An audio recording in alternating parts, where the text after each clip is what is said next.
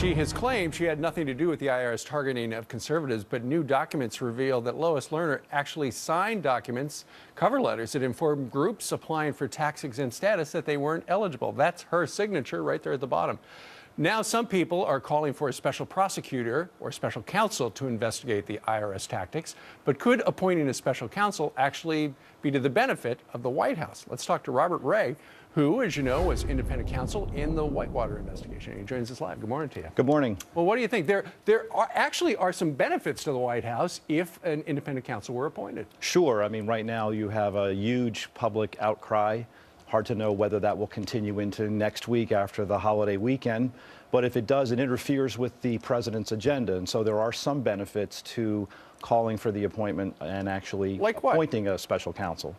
Well, I think it allows for the president to move on. It allows some time for an independent person to conduct an investigation. It allows the White House to say we can't comment any further because there's an ongoing investigation. And some have suggested, look, one of the reasons, all the networks led with the president talking about drones and end of the war yesterday was to divert attention from the fact that Lois Lerner promised to tell the whole truth and then took the fifth. And that's an embarrassing thing for the White House. And you've got to figure Jay Carney would love to be able to say, look, I'd love to answer your questions about the IRS controversy, not scandal, not his word, but I can't because the independent counsel's looking into it.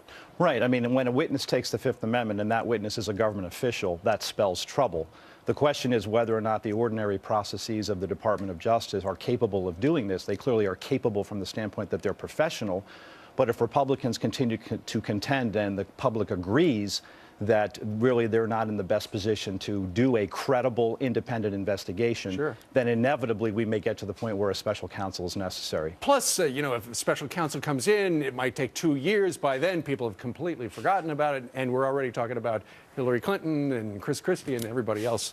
Right. And that's something else. What's the downside to a special counsel for the White House? Well, there are significant downsides. Obviously, the most readily apparent is you lose control over the investigation and you don't know where it will go. It will be an independent person, and that person will, guess what, be independent and will take that investigation wherever the facts take the investigation. So if somebody's lying and it comes out, it could hit the fan. That's exactly right. There could be perjury prosecutions. There may be underlying criminal conduct. Too early to tell. We're only 10 days into a preliminary inquiry. It's hard to know where it goes. All right. Robert Ray, who was independent counsel on Whitewater. Thanks very much. Have a good holiday weekend. And you too. Thank you, sir.